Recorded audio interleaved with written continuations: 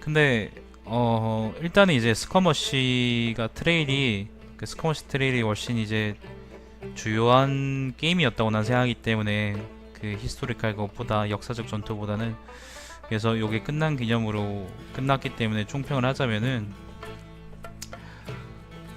재밌는 게임입니다. 굉장히 재밌는 게임이고 스트롱홀드는 크루세이더하고 이제 원본하고 차이점이 좀 있어요. 원본이 굉장히 소규모 전투 위주로 진행이 됐다면은 크루세이더부터는 갑자기 이게 대규모 전투로 바뀌었습니다. 익스트림으로 업그레이드되고 나서부터는 뭐 규모가 만이라 그러던데 요거는 크루세이더 원본이기 때문에 10,000명 제한은 아니고요. 그래서 제가 한 3,400명 정도 모으면은 그 맥시멈 사이즈, 최대 사이즈라고 군대가 더 이상 못 빠지기도 했었죠, 그죠?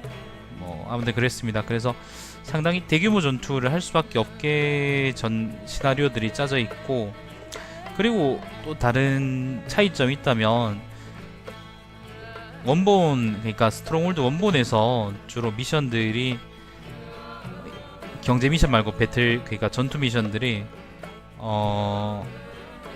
적의 공격에서 우리 성을 지키는 것들 위주로 짜여져 있었다면은 크루세이더의 트레일들은, 스커머시들은 그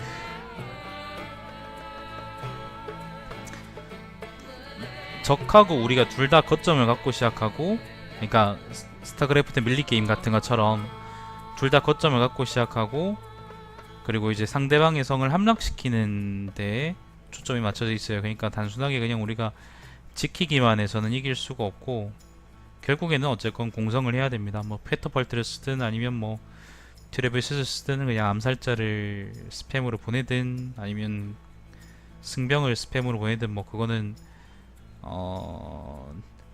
뭐 취향대로 하면 되는 거고, 아무튼 성을 함락시켜야 되는데 그 성을 함락시키는 게 생각보다 굉장히 많이 어렵습니다. 아까 뭐 보셨던 마지막 미션이 좀 많이 까다로웠는데, 보셨던 것처럼 사자왕, 그러니까 늑대 같은 애들은 성을 굉장히 많이 효율적으로 짓기 때문에 캐터펄트를 보내더라도 자꾸 주변에서 병력이 몰려와가지고 아무튼 우리가 좀 많이 곤혹스러웠다고 나는 생각을 합니다. 그게 아니었으면 아마 쉽게 함락시켰을 텐데 많이 좀 아쉬운 감이 있습니다. 그래서 2시간 10분이나 끌었잖아, 그죠?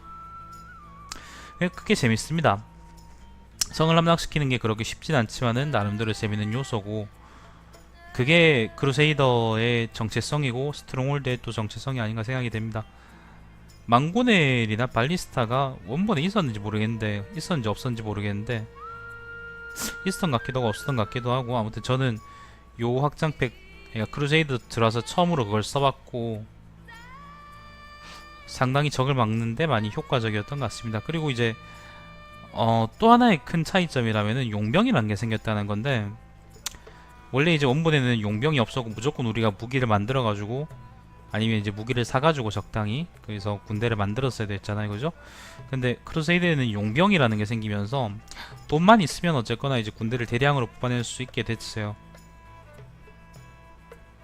됐습니다. 그래서 그걸 가지고 이제 초반에 암살자를 보내거나 아니면 뭐 승병도 혹시 원본에 없었던가?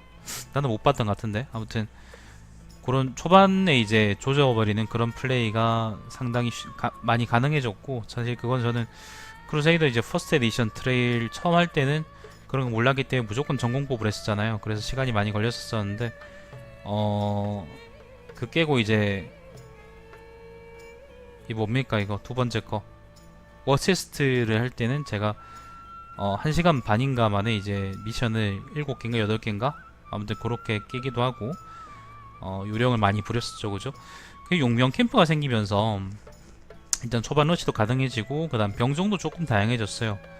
불 지르는 놈도 전문적으로 불만 지르는 놈도 생기기도 하고, 그 다음에 기마공수가 생겨서, 기마공수가 좋은 게 이제 이동하면서 화살을 쏠 수 있거든요. 그래서 그것 때문에 좀 비싸긴 하지만은 많이 뽑으면은 상당히 이점을 많이 가질 수 있다든지 그런 좋은 점들이 있다고 저는 생각을 합니다.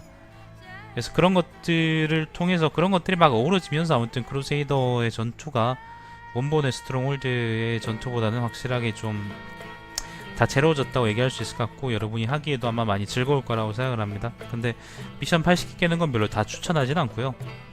상당히 시간도 많이 쏟아야 되고, 그리고 미션에 따라서 갑자기 난이도가 막 바뀌는, 훅 올라가거나 훅 내려가는 그런 미션들이 있기 때문에 그게 상당히 많이 스트레스로 다가올 수 있다는 거를 말씀드리고 싶습니다.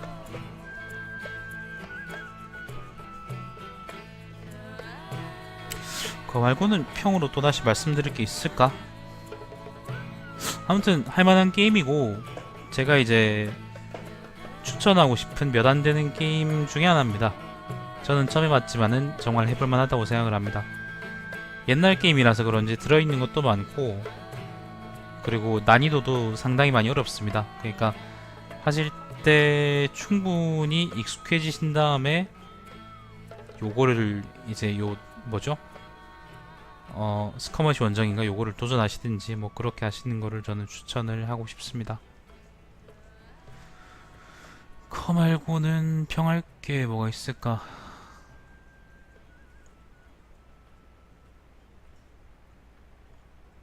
시나리오별로 좀 플레이어한테 많이 불리하게 아무튼 맵이 짜여져 있는 게 있습니다. 그런 것들을 그런 상황이 맞닥뜨렸을 때는 뭐 여러분이 알아서 해야죠. 뭐 어쩌겠습니까? 제가 팁 드릴 수 있는 건 없고 그냥 열심히 하시면 됩니다. 제일 중요한 자원은 식량하고 돌입니다. 특히 돌이 제일 중요합니다. 식량은 없어도 돈으로 사면 되지만은 돌이 없으면은 게임을 해나갈 수가 없습니다. 요새를 만들고 요새를 보수하고 그런 것들이 다 돌로 하기 때문에 캐터펄트나 트레뷰셋으로 쏘는 돌덩이조차도 돌이 필요합니다. 그렇기 때문에 석재를 우선적으로 확보하시기를, 그리고 지속적으로 석재가 떨어지지 않도록 계속 유지할 수 있기를, 유지하면서 플레이할 수 있기를 저는 추천드립니다. 음악도 괜찮습니다. 전반적으로 나는 다 괜찮다고 생각해요.